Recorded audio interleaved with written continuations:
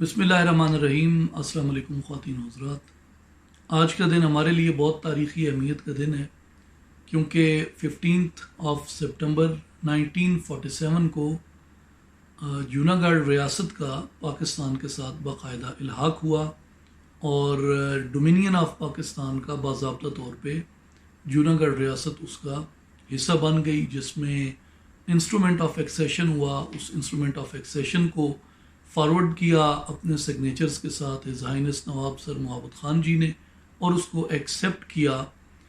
Founder of the nation Quaid Azam محمد علی جناح رحمۃ اللہ علیہ نے۔ تو اس طرح ریاست جوناگڑھ باضابطہ طور پہ پاکستان کا حصہ بن گئی۔ اس میں مینلی 3 چیزیں گورنمنٹ آف پاکستان کے پاس تھیں، جن میں فارن افیئرس تھے، ڈیفنس تھا اور کمیونیکیشنز۔ اس کے علاوہ باقی جتنی چیزیں تھیں وہ ریاست کے پاس تھیں۔ ریاست کے بارے میں جنرلی آپ اور ہم سبھی جانتے ہیں کہ یہ ہندوستان کی تقریباً 562-63 جو پرنسلی سٹیٹس تھیں، ان میں یہ ریونیو کے اعتبار سے بہت بڑی ریاست تھی۔ یہ کم لوگ یہ چیزیں جانتے ہیں کہ ریونیو جو تھا جوناگڑھ کا، وہ اس کے رقبے کے مارجن سے بہت زیادہ تھا۔ یعنی آپ پرنسلی سٹیٹس باقی دیکھیں، جس طرح پاکستان میں بھی جو آئیں، جیسے ریاست بہاولپور تھی، بہت عظیم الشان ریاست تھی، رقبہ بہت بڑا تھا، ویری ویل آرگنائزڈ، اور فرسٹ کلاس ریاستوں میں بڑے اوپر کے نمبر میں آتی تھی، لیکن ریونیو رقبے کے لحاظ سے بہت بڑی تھی، مگر جو ریونیو کا فگر تھا وہ جوناگڑھ کا بہت آگے تھا۔ اس کی وجہ جو تھی وہ بحیرہ عرب کے اوپر اس کا 100 میل کا ساحل تھا جوناگڑھ کا، تو اس لیے بہت زیادہ تجارت جو ہوتی تھی وہ جوناگڑھ سے ہوتی تھی۔ آج بھی جوناگڑھ کی جو پورٹ ہے ویراول، وہ ہندوستان کی چند بڑی سی پورٹس میں سے آتی ہے جہاں سے بہت زیادہ تجارت ہوتی ہے، اور یہی وجہ تھی کہ جوناگڑھ کے جو لوگ تھے وہ بہت اچھے ایجوکیٹڈ لوگ تھے، بہت زیادہ تجارت کی مہارت رکھتے تھے۔ اور آج بھی آپ دیکھتے ہیں پاکستان کے جتنے بڑے بزنس ٹائکونز ہیں، خاص طور پہ کراچی اور سندھ کے، وہ کسی نہ کسی طرح جوناگڑھ ریاست سے تعلق رکھتے ہیں، اور اس لیے جوناگڑھ کی بڑی امپورٹنس تھی۔ تو ہندوستان نے اس کے اوپر جو قبضہ کیا، قبضے کی تو کئی وجوہات تھیں، لیکن آج میں اس کے چند لیگل پہلو صرف آپ کے سامنے رکھنا چاہتا ہوں، جن میں پہلی چیز میں یہ بتانا چاہتا ہوں کہ جو یو این چارٹر ہے، جس کا پاکستان بھی پابند ہے، جس کا ہندوستان بھی پابند ہے، یو این چارٹر کی جو ابتدا ہے وہی اسی سے ہوتی ہے کہ یو این جو ہے اس بات کو انشور کرے گی کہ کوئی ریاست زور زبردستی ناانصافی نہ کرے اور ایکٹ آف ایگریشن نہ کرے۔ ہندوستان نے جو کچھ جوناگڑھ میں کیا وہ یو این چارٹر کی صریح خلاف ورزی تھی کہ ہندوستان نے وہاں پہ ناانصافی کی، ہندوستان نے وہاں پہ ایکٹ آف ایگریشن کا انہوں نے مظاہرہ کیا۔ اس کے بعد جو دوسری چیز میں آپ سے شیئر کرنا چاہتا ہوں وہ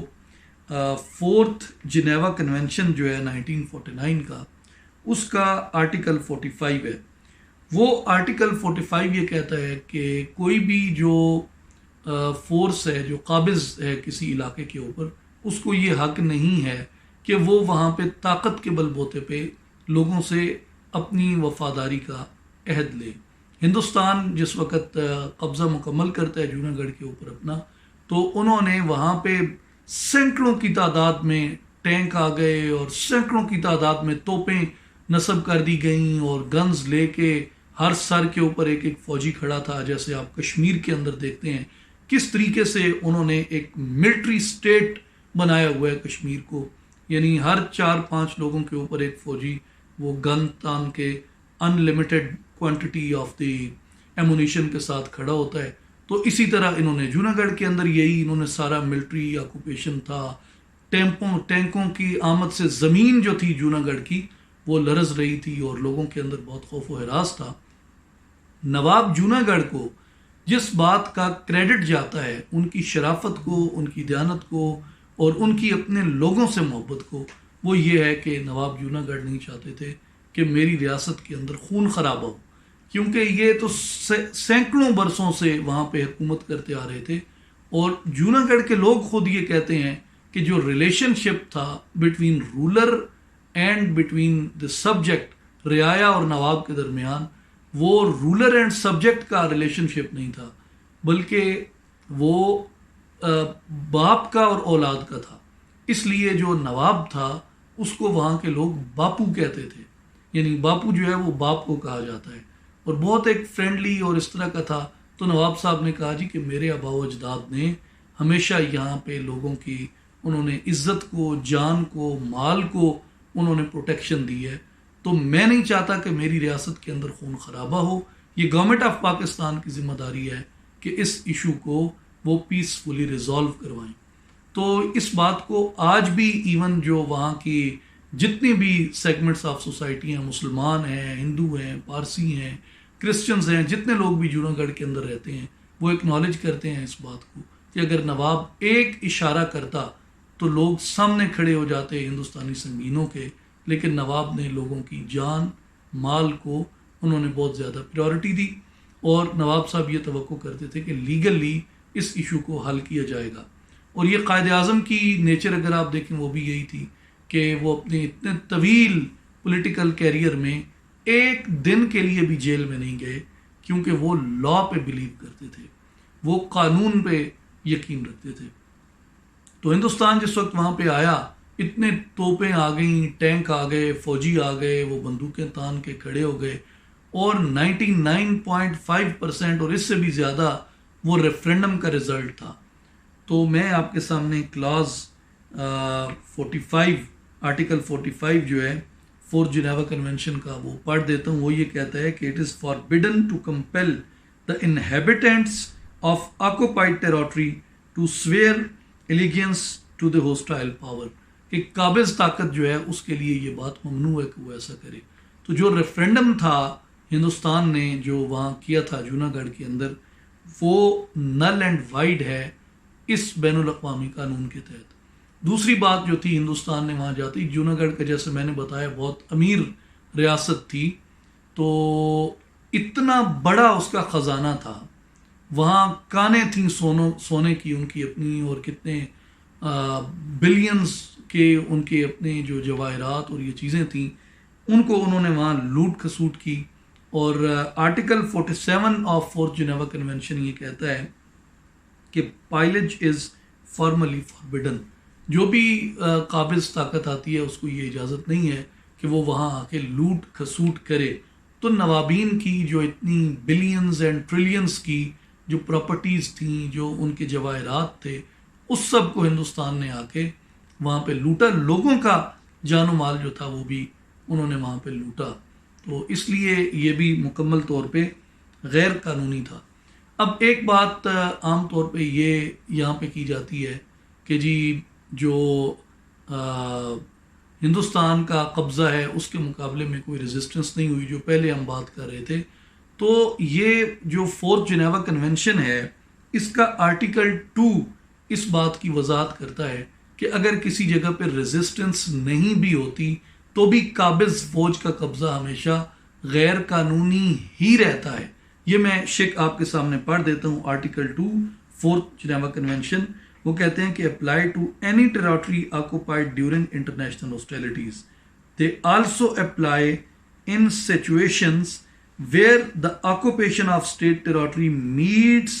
ود نو آرمڈ ریزسٹنس، کہ ایک پتھر بھی نہ پھینکا جائے، ایک نعرہ بھی نہ لگایا جائے، ریزسٹنس کسی جو فورس آ کے وہاں پہ ملٹری قوت وہاں پہ اگر کرتی ہے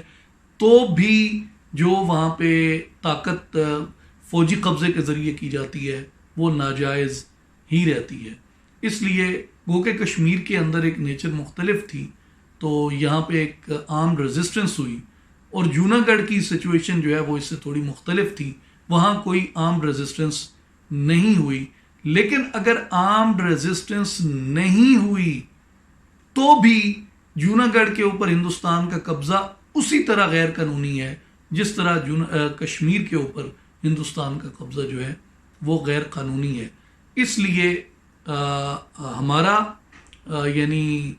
جوناگڑھ سیکرٹیریٹ کا ہز ہائنس نواب جہانگیر خان جی کا اور ان کے جو لیگل ایڈوائزرز ہیں ان سب کا، اور بشمول احمد بلال صوفی صاحب جو اتھارٹی آن انٹرنیشنل لا ہیں ان کا بھی، اور مسلم انسٹیٹیوٹ جو پاکستان کا واحد ادارہ ہے جس نے اتنی زیادہ ریسرچ کی ہے جوناگڑھ کے ایشو کے اوپر، ہم سب کا یہی خیال ہے کہ جو جوناگڑھ کا آرگیومنٹ ہے یہ پاکستان کے کشمیر کیس کو سپورٹ کرتا ہے. اس لیے گورنمنٹ آف پاکستان کی یہ رسپانسبلٹی بنتی ہے. گورنمنٹ آف پاکستان کسٹوڈین ہے، انفیکٹ جو ہمارا فارن آفس ہے وہ کسٹوڈین ہے جوناگڑھ کے کیس کا. تو یہ ان سب کی ذمہ داری بنتی ہے کہ وہ جوناگڑھ کے کیس کو کشمیر کے کیس کے ساتھ آگے لے کے چلیں، اور یہ اتنا ہی لیگل رائٹ ہے پاکستان کا جوناگڑھ کی مسئلے کو اجاگر کرنا جتنا کہ کشمیر کا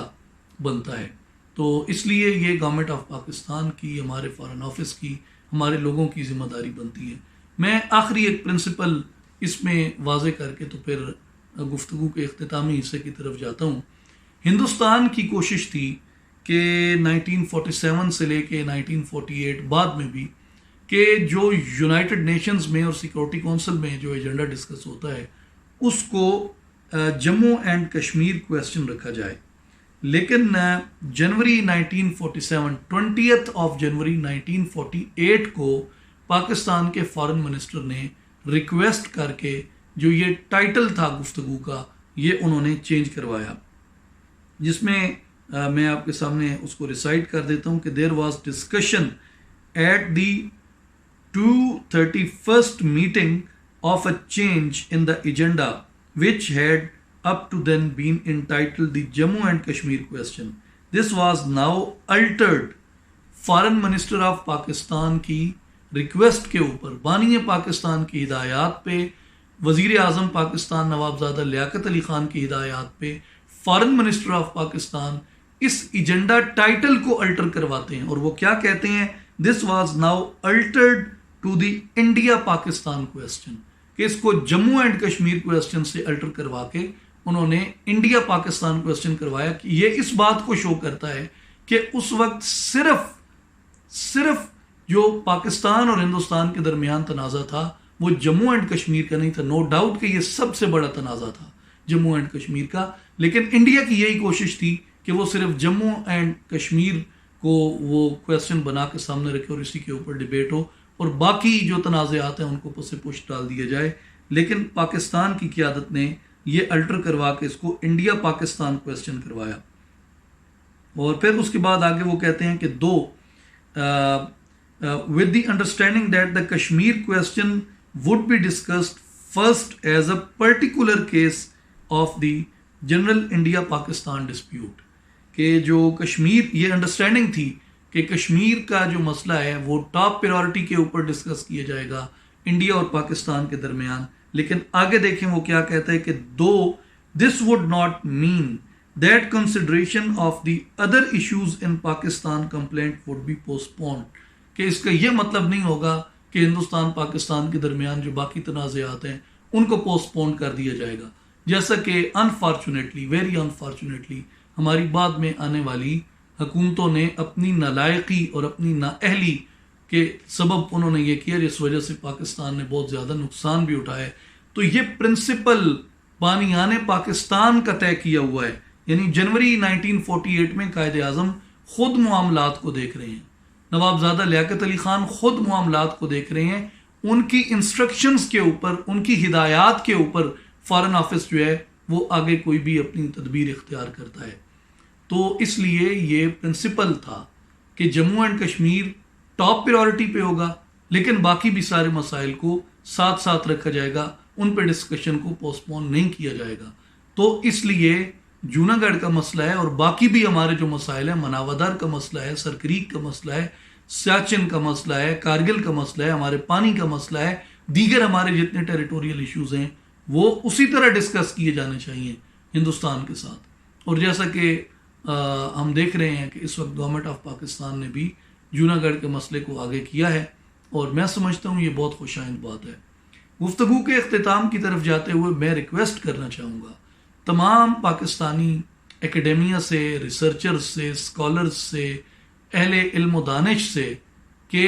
جوناگڑھ کی آپ اونرشپ لیجیے. جوناگڑھ کو آگے لے کے. اور دیکھیں کووڈ کے بعد اس پہ بات کرنا اور بھی زیادہ آسان اس لیے ہو گیا ہے کہ اب تو دنیا ساری کی بڑی بڑی میٹنگز جو ہیں، ایون یو این کی، ایس سی او کی، او آئی سی کی، فارن منسٹرز کی، اور دنیا کے بڑے بڑے جو فورمز ہیں ان کی میٹنگز آن لائن ہوتی ہیں سوشل میڈیا کے مختلف ٹولز کو استعمال کر کے. تو سوشل میڈیا اس وقت بہت بڑی طاقت ہے. فلسطین کے مسئلے پہ آپ نے دیکھا سوشل میڈیا نے کتنا زبردست بھرپور کردار ادا کیا. تو میں اپنے جتنے نوجوان ہمارے سوشل میڈیا کو ریگولرلی استعمال کرتے ہیں، ہماری بیٹیاں بہنیں جو گھروں میں بیٹھی ہیں، ہمارے باقی بھائی بزرگ ادھر ادھر چلتے پھرتے، جو بھی آپ سوشل میڈیا استعمال کرتے ہیں، سوشل میڈیا یوزرز ہیں، میری آپ سے گزارش ہے کہ آپ جوناگڑھ کے مسئلے کو پریورٹی دیجیے اور جوناگڑھ کے مسئلے کو آپ ہائی لائٹ کریں، اور آپ پاکستان کے سیاستدانوں کو بھی اس کے اوپر جگائیں اور دنیا کو بھی آپ اس کے اوپر جگائیں کہ کس طرح ہندوستان نے پاکستان کے ایک جائز حق پہ، جس پہ پاکستان کا پرچم لہراتا رہا، اس کے اوپر آ کے دھونس دھاندلی کے ذریعے قابض ہو گیا. ہماری جو جدوجہد ہے لبریشن آف جوناگڑھ کی، آزادی جوناگڑھ کی، آزادی کشمیر کی، ہم اس میں مکمل طور پہ اس کے قانونی پہلو کے اوپر یقین رکھتے ہیں، اور قائد اعظم محمد علی جناح کا پولیٹیکل فالوور ہونے کے ناطے ہم اس بات پہ بلیو کرتے ہیں کہ قانون بہت بڑی طاقت ہے، اور یہ قانونی جنگ ہے، لیگل بیٹل ہے. ہم اس کو لیگل مینز میں ہی لڑیں گے، لیکن اسٹرگل ول کنٹینیو. ہم یہاں پہ ہیں، اور آج کے دن ہم سلام پیش کرتے ہیں قائد اعظم محمد علی جناح کو اور نواب سر محبت خان جی کو، جنہوں نے جوناگڑھ کو عملاً پاکستان کی ریاست کا حصہ بنایا. اور انشاءاللہ ہمارا جو سلوگن ہے یہ ضرور گونج رہا ہے دنیا کے اندر کہ جوناگڑھ ہے پاکستان، جوناگڑھ از پاکستان، پاکستان زندہ باد.